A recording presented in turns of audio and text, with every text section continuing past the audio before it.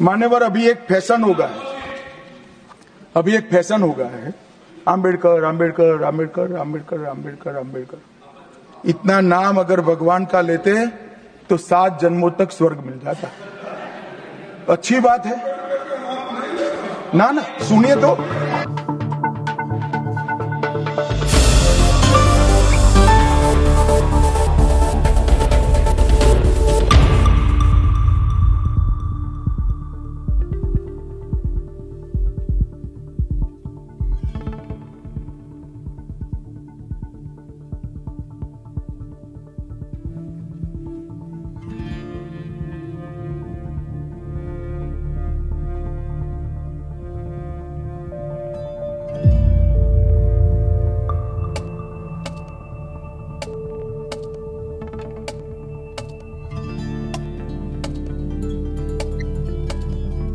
Xi'an Kannada ವೀಕ್ಷಕರೇ, ಇವತ್ತಿನ ಸುದ್ದಿ ವಿಶ್ಲೇಷಣೆಗೆ, ಪ್ರಮುಖ ಸುದ್ದಿ ವಿಶ್ಲೇಷಣೆಗೆ ಸ್ವಾಗತ. ಇವತ್ತು ಬೆಳಗಿನಿಂದ ಕಾಯ್ತಾ ಇದ್ದಂತಹ ಸುದ್ದಿ ಏನಂತಂದ್ರೆ, ಕರ್ನಾಟಕ ಕಾಂಗ್ರೆಸ್ನ ಸರ್ಕಾರ ಕುರಿತಂತೆ ಕಾಂಗ್ರೆಸ್ ಹೈಕಮಾಂಡ್ ಏನು ತೀರ್ಮಾನ ತೆಗೆದುಕೊಳ್ಳುತ್ತೆ, ಏನ್ ಮಾಡುತ್ತೆ ಅಂತ ಹೇಳಿ ಬಹುತೇಕ ಎಲ್ಲ ರಾಜಕೀಯ ಪಂಡಿತರುಗಳು, ಚಾನಲ್ಗಳು ಮತ್ತು ಎಲ್ಲರೂ ಕೂಡ ಒಂದು ಭವಿಷ್ಯವನ್ನ ಹೇಳ್ತಾ ಇದ್ರು. ಆದ್ರೆ ಎಲ್ಲ ಭವಿಷ್ಯವನ್ನ ಕಾಂಗ್ರೆಸ್ ಹೈಕಮಾಂಡ್ ತಲೆ ಕೆಳಗೆ ಮಾಡಿದೆ ಮತ್ತು ಬಹಳ ಸ್ಪಷ್ಟವಾಗಿ ಸಂದೇಶವನ್ನು ರವಾನಿಸಿದೆ. ಕಾಂಗ್ರೆಸ್ನಲ್ಲಿ ವ್ಯಕ್ತಿಗಳು ಮುಖ್ಯ ಅಲ್ಲ, ಪಕ್ಷ ಮುಖ್ಯ, ಪಕ್ಷದ ಐಡಿಯಾಲಜಿ ಮುಖ್ಯ, ಪಕ್ಷದ ತತ್ವ ಸಿದ್ಧಾಂತಗಳು ಮುಖ್ಯ ಅನ್ನೋ ಒಂದು ಸ್ಪಷ್ಟ ಸಂದೇಶವನ್ನ ಕಾಂಗ್ರೆಸ್ ಹೈಕಮಾಂಡ್ ಮುಖ್ಯವಾಗಿ ಸಿದ್ದರಾಮಯ್ಯನವರಿಗೆ ಹಾಗೂ DCM DK ಶಿವಕುಮಾರ್ ಅವರಿಗೆ ರವಾನಿಸಿದೆ. ತೆಲಂಗಾಣ ರಾಜ್ಯವನ್ನ ಬಿಟ್ರೆ ಕರ್ನಾಟಕ ಕಾಂಗ್ರೆಸ್ ಅಧಿಕಾರ ಇರ್ತಕ್ಕಂಥ ರಾಜ್ಯ ಹಿಮಾಚಲ ಪ್ರದೇಶ. ಈ ಹಿಮಾಚಲ ಪ್ರದೇಶ ಹೆಚ್ಚು ಸೌಂಡ್ ಇಲ್ಲ, ಆದ್ರೆ ತೆಲಂಗಾಣದ ಮುಖ್ಯಮಂತ್ರಿ ರೇವಂತ್ ರೆಡ್ಡಿ ಬಹಳ ಹೆಚ್ಚು ಸೌಂಡ್ ಮಾಡ್ತಾ ಇದ್ದಾರೆ. ಜಾತಿಗಣತಿ ವಿಷಯದಲ್ಲಿ ಹೆಚ್ಚು ಮಾದರಿಯನ್ನ ಅವರು ಹಾಕೊಟ್ಟಿದ್ದಾರೆ. ಅದನ್ನೇ ರಾಹುಲ್ ಗಾಂಧಿ ಪ್ರಮುಖ ಸಂದರ್ಭದಲ್ಲಿ ಹೇಳ್ತಾರೆ. ನೆನ್ನೆ ಮೊನ್ನೆ ಕೂಡ ತೆಲಂಗಾಣದ ರೇವಂತ್ ರೆಡ್ಡಿ ಸಿದ್ದರಾಮಯ್ಯನವರ ಜಾಗದಲ್ಲಿ ನಿಂತುಕೊಂಡು ಇಡೀ ಸೌತ್ ಇಂಡಿಯಾನ ರೆಪ್ರೆಸೆಂಟ್ ಮಾಡಿದ್ರು ಕಾಂಗ್ರೆಸ್. ಅಲ್ಲಿ ಸಿದ್ದರಾಮಯ್ಯ ಇರ್ಬೇಕಾಗಿತ್ತು. ಆದ್ರೆ ಸಿದ್ದರಾಮಯ್ಯ ಎಲ್ಲಿದ್ರು ಅಂತಂದ್ರೆ ಅವತ್ತು ಅವ್ರು ಇದ್ದಿದ್ದು ಮೈಸೂರಿನಲ್ಲಿ ಇಂದಿರಾ ಕ್ಯಾಂಟೀನ್ ಉದ್ಘಾಟನೆ ಮಾಡಿದ್ರು. ಮೈಸೂರಿನ ಯಾವ್ದೋ ಗಲ್ಲಿಲಿ ಇಂದಿರಾ ಕ್ಯಾಂಟೀನ್ ಉದ್ಘಾಟನೆ ಮಾಡಿದ್ರು. ಆದ್ರೆ ಅದೇ ಸಮಯದಲ್ಲಿ ರೇವಂತ್ ರೆಡ್ಡಿ ಕಾಂಗ್ರೆಸ್ನ ಮುಖ್ಯಮಂತ್ರಿಗಳ ಲಿಸ್ಟ್ ಅಲ್ಲಿ ಪ್ರಧಾನಿಯನ್ನ ಭೇಟಿ ಮಾಡಿ, ನೀವು ನಮಗೆ ಅನುದಾನವನ್ನ ಕೊಡ್ತಾ ಇಲ್ಲ, ನಮಗೆ ರಾಜ್ಯಗಳಿಗೆ ಅನ್ಯಾಯ ಮಾಡ್ತಾ ಇದ್ದಾರೆ ಅನ್ನೋ ಮಾತನ್ನ ನೇರವಾಗಿ ಅವರಿಗೆ ಹೇಳಿದ್ರು. ಇವ್ರ ಜೊತೆಗೆ ತಮಿಳುನಾಡಿನ ಮುಖ್ಯಮಂತ್ರಿ ಸ್ಟಾಲಿನ್ ಕೂಡ ಸೇರ್ಕೊಂಡ್ರು. ಇದು ಬಹಳ ಪ್ರಮುಖವಾದ ಘಟನೆ. ಈ ಪ್ರಮುಖವಾದ ಘಟನೆಯ ನಂತರ ಬಹುತೇಕ ಕಾಂಗ್ರೆಸ್ನಲ್ಲಿ ತಮ್ಮ ವೈಯಕ್ತಿಕ ವರ್ಚಸ್ಸನ್ನ ಹೆಚ್ಚಿಸ್ಕೊಳ್ಳೋಕೋಸ್ಕರ, ಜಾತಿ ಪ್ರಾಬಲ್ಯವನ್ನು ಹೆಚ್ಚಿಸ್ಕೊಳ್ಳೋಕೋಸ್ಕರ DK ಶಿವಕುಮಾರ್ ಅತಿ ಹೆಚ್ಚು ಸಮಯವನ್ನ ವ್ಯಸ್ತ ಮಾಡ್ತಾ ಇದ್ದಾರೆ. ಅಂದ್ರೆ ಅದರಲ್ಲಿ ನಿರತರಾಗಿದ್ದಾರೆ. ಈ ಕಾರಣದಿಂದ ಆಡಳಿತ ಕುಸಿತೋಗಿದೆ. ಅಂದ್ರೆ ಇಬ್ರು ಕೂಡ ತಮ್ಮ ವರ್ಚಸ್ಸನ್ನ ತಮ್ಮ ಸ್ಥಾನವನ್ನ ಭದ್ರಪಡಿಸ್ಕೊಳ್ಳೋಕೆ ಹೋರಾಟ ಮಾಡ್ತಾ ಇದ್ದೀರಾ. ಆದ್ರೆ ಸರ್ಕಾರಕ್ಕೆ, ಪಕ್ಷಕ್ಕೆ ಅತ್ಯಂತ ಮುಜುಗರ ಆಗ್ತಾ ಇದೆ. ಇದು ಸರಿಯಲ್ಲ ಅನ್ನೋದು ಕೂಡ ಕಾಂಗ್ರೆಸ್ ಬಹಳ ಸ್ಪಷ್ಟವಾಗಿ ಇವ್ರ ಮುಂದೆ ಹೇಳಿದೆ. ಈ ಹೇಳಿರ್ತಕ್ಕಂಥ ಸಂದರ್ಭ ಈಗಾಗಲೇ ನಿಮ್ಗೆ ನಾವು ವಿಡಿಯೋಗಳನ್ನ ಹಾಕಿದೀವಿ. KC ವೇಣುಗೋಪಾಲ್ ಏನು ಮಾಹಿತಿಗಳನ್ನ ಕೊಟ್ಟರು ಅಂತ ಹೇಳಿ, ಅವ್ರು ಏನ್ ಮಾಹಿತಿ ಕೊಟ್ಟರು ಅಂತ ಓದ್ಬಿಟ್ಟು ಮತ್ತೆ ನಾನು ನಿಮ್ಗೆ ಈ ವಿಶ್ಲೇಷಣೆ ಹಾಕ್ತೀನಿ. ಇವ್ರು ಹೇಳ್ತಾರೆ, ಯಾರು Venugopal, we had a detailed and fruitful discussion on the prevailing situation in Karnataka. Karnataka ಸ್ಥಿತಿಗತಿ ಬಗ್ಗೆ ಬಹಳ ಒಂದು ಚರ್ಚೆಯನ್ನ ನಾವು ಮಾಡಿದ್ವಿ. Mallikarjun Kharge, leader of opposition Rahul Gandhi, Karnataka CM and KPCC president along with incharge general secretary and all met together and discuss the issues in detail.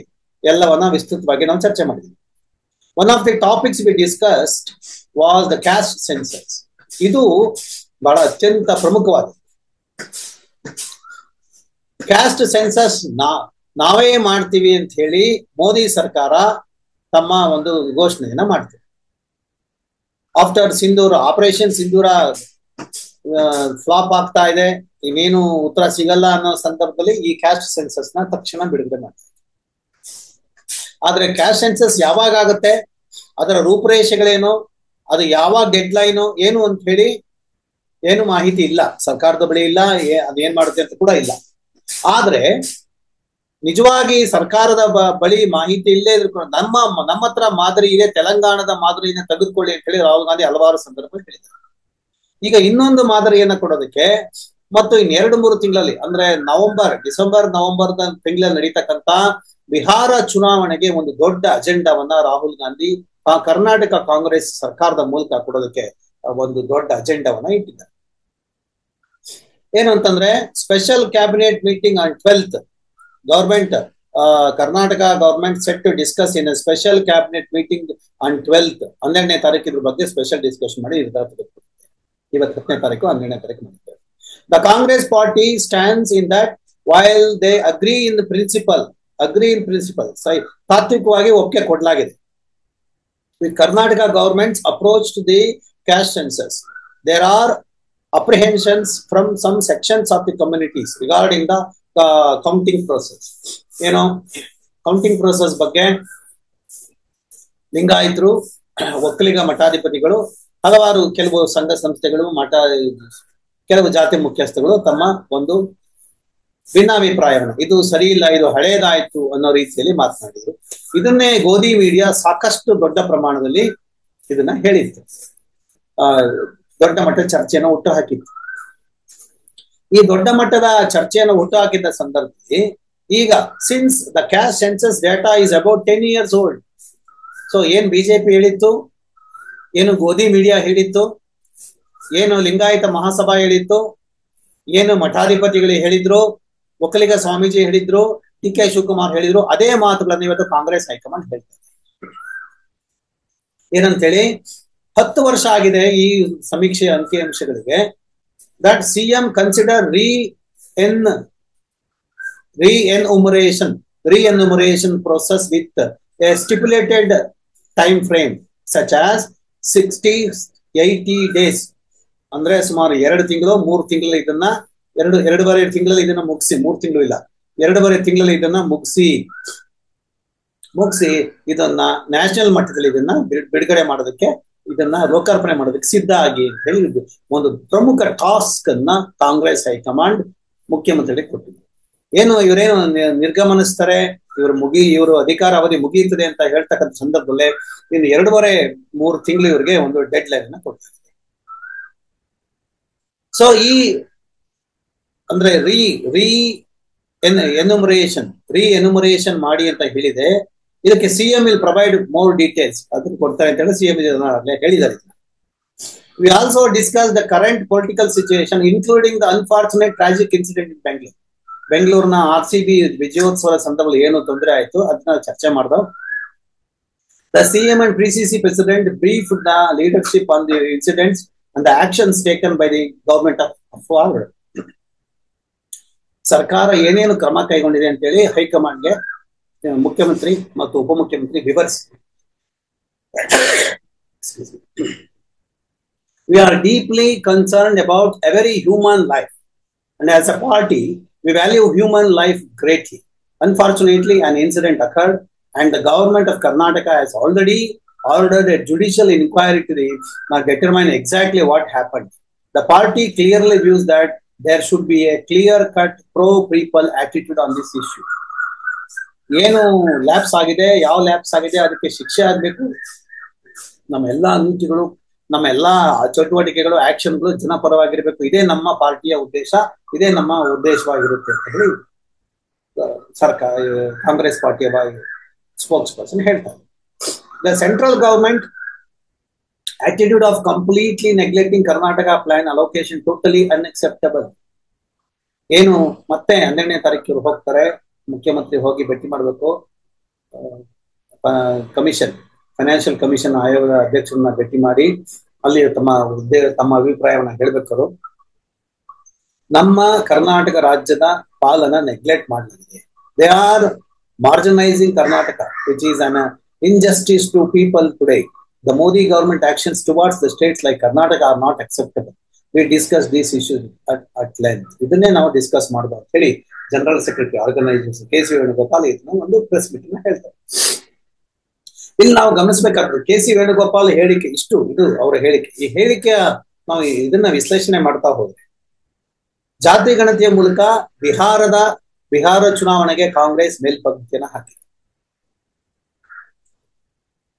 ಮತ್ತು ಬಿಹಾರದ ಜನತೆಗೆ ವೋಟ್ ಹಾಕೋಕ್ ಮುಂಚೆ ಬಿಹಾರದ ಜನತೆಗೆ ತೆಲಂಗಾಣ ಮತ್ತು ಕರ್ನಾಟಕದ ಜಾತಿ ಗಣತಿಯ ಮಾದರಿಗಳನ್ನ ಮುಂದಿಡುತ್ತೆ.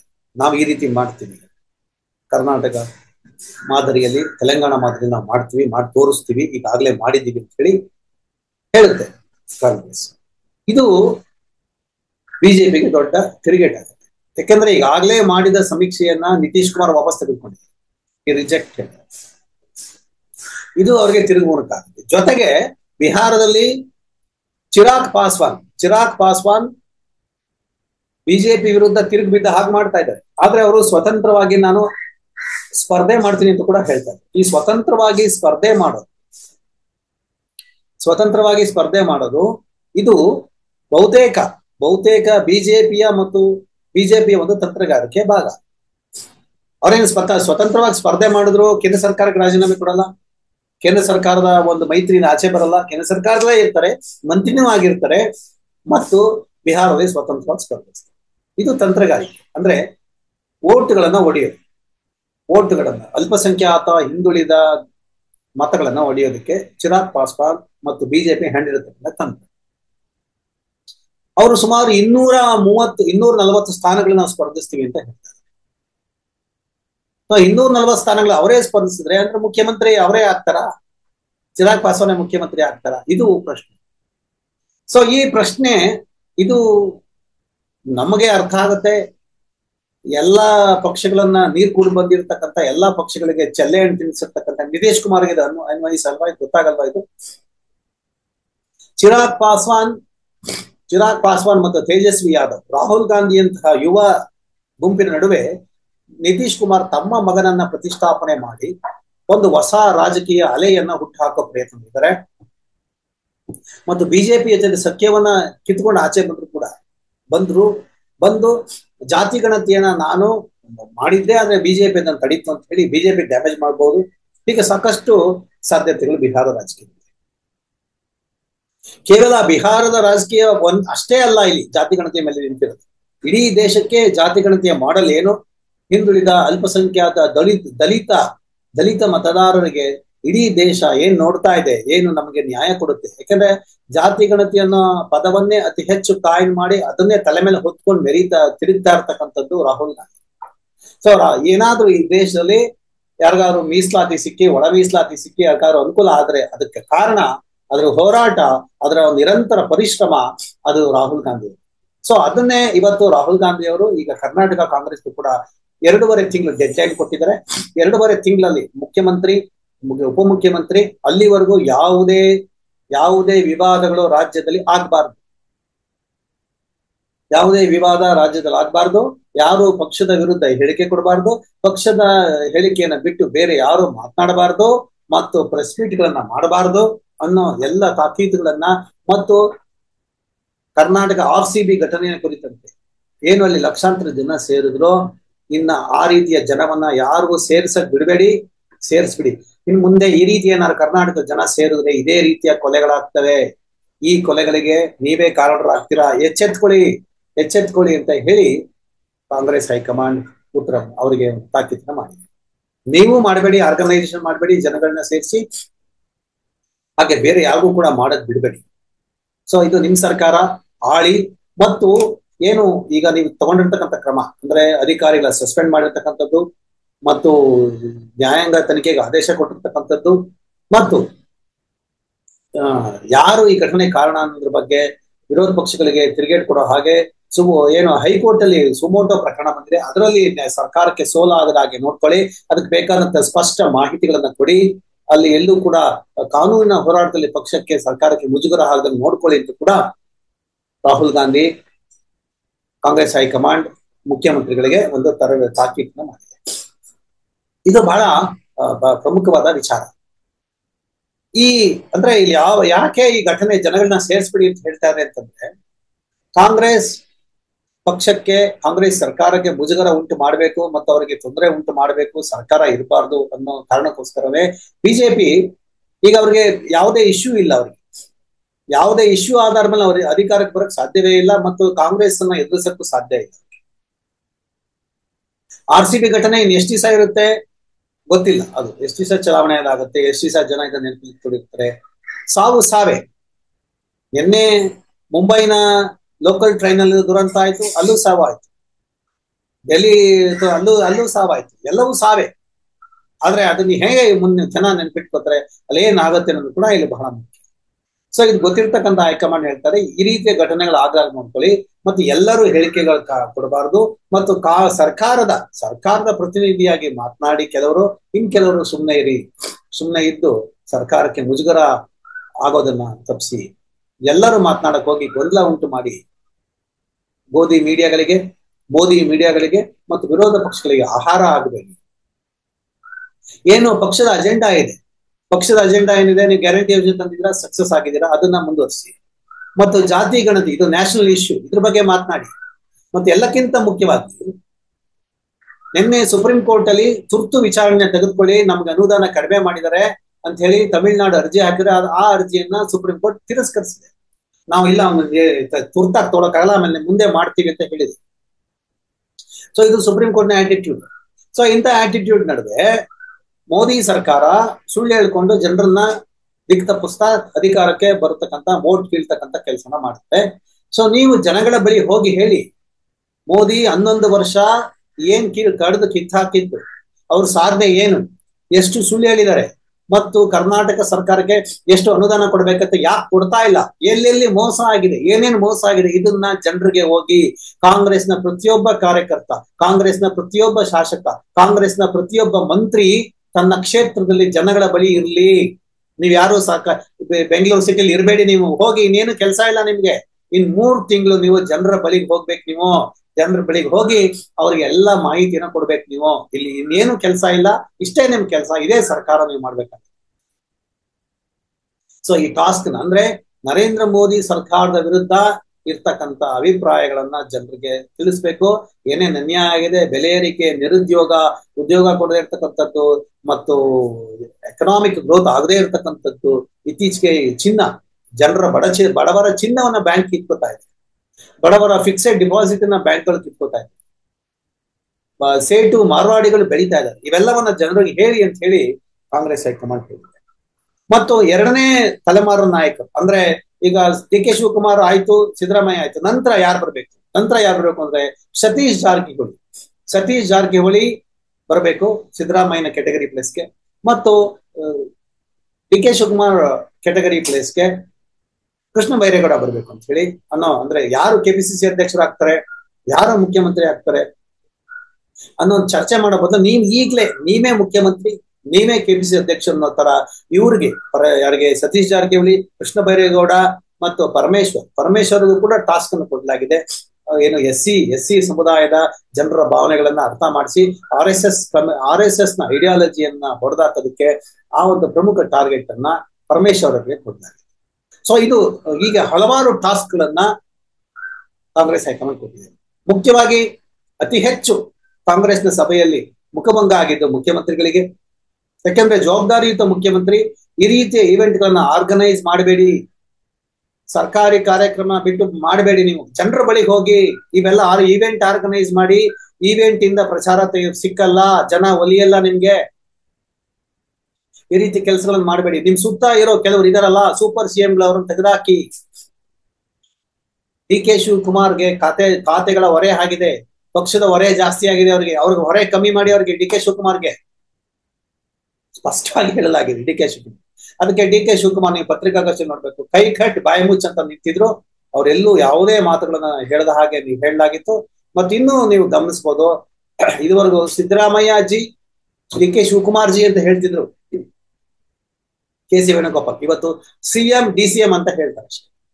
ಸೊ ಎಲ್ಲಿಗೆ ಬಂತು ಇವರ ಇದು? ಸೊ ಇಡೀ CM ಮತ್ತು DCM ನ ಸ್ವಂಟ ಮುರಿದು ಕೂರಿಸಿದ್ದಾರೆ. 2ನೇ ತಲೆಮಾರಿನ ನಾಯಕರನ್ನ ತಂದು ಕೂರಿಸ್ಕೋತಾ ಇದ್ದಾರೆ. ಮತ್ತು ಮೋದಿಗೆ ತಿರುಗೇಟ್ ಕೊಡ್ತಕ್ಕಂಥ ಜಾತಿ ಗಣತಿ ಹಲವಾರು ವಿಷಯಗಳನ್ನ ಹೀಗೆ ಹಲವಾರು ಟಾಸ್ಕ್ ಗಳನ್ನ ಕಾಂಗ್ರೆಸ್ ಕೊಟ್ಟು ತಮ್ಮ ಪಕ್ಷವನ್ನ ಸರ್ಕಾರವನ್ನ ಭದ್ರ ಮಾಡ್ಕೊಳ್ಳೋಕೆ ಕಾಂಗ್ರೆಸ್ ಮುಂದಾಗಿದೆ. ಬಹುತೇಕ ಇದು ಅತ್ಯಂತ ಜರೂರಾಗಿತ್ತು, ಅತ್ಯಂತ ಅವಶ್ಯಕತೆಯಾಗಿತ್ತು. ಇದು ಕೇವಲ 2-3 ತಿಂಗಳಲ್ಲಿ ಇಡೀ ಬದಲಾವಣೆಯನ್ನ ಮಾಡೋದಕ್ಕೆ ಹೈಕಮಾಂಡ್ ಮುಂದಾಗಿದೆ. 2-3 ತಿಂಗಳಲ್ಲಿ ಸಚಿವ ಸಂಪುಟ ಕೂಡ ಅಂದ್ರೆ ಜಾತಿ ಗಣತಿಯ ಸಮೀಕ್ಷೆ ಬಿಟ್ಟು ಅದರ ಪ್ರಕಾರ ಸಚಿವ ಸಂಪುಟ ವಿಸ್ತರಣೆ ಮತ್ತು ಮುಖ್ಯಮಂತ್ರಿ ಬದಲಾವಣೆ ಎಲ್ಲ ಪ್ರೋಸೆಸ್ಗಳು ಶುರು ಆಗುತ್ತೆ. ಹಾಗೆ ಬಿಹಾರದ ಚುನಾವಣೆಯ ತಯಾರಿ ಕೂಡ. ಇದ್ರ ಮಧ್ಯ ಎಲೆಕ್ಷನ್ ಕಮಿಷನ್ ಕುರಿತಂತೆ ಮತ್ತು ಇವಿಎಂ ಮತ್ತು ಅದರ ನಡೀತಕ್ಕಂಥ ಮೋಸಗಳ ಬಗ್ಗೆ ಜನರಿಗೆ ತಿಳಿಸಿ ಅಂತ ಕೂಡ ಒಂದು ಪ್ರಮುಖ ಟಾಸ್ಕ್ ಗಳನ್ನ ಕಾಂಗ್ರೆಸ್ ನಾಯಕರು. ಸೊ ಇದು ಇವತ್ತಿನ ನನ್ನ ವಿಶೇಷ ವಿಶ್ಲೇಷಣೆ. ಇನ್ನೂ ಸಾಕಷ್ಟು ವಿಷಯಗಳಿದೆ. ಮತ್ತೆ ಅಲ್ಲಿವರೆಗೂ ಸಿಆರ್ ಕನ್ನಡ ನೋಡ್ತಾ ಇರಿ, ಮುಕ್ತ ಪತ್ರಿಕೆ.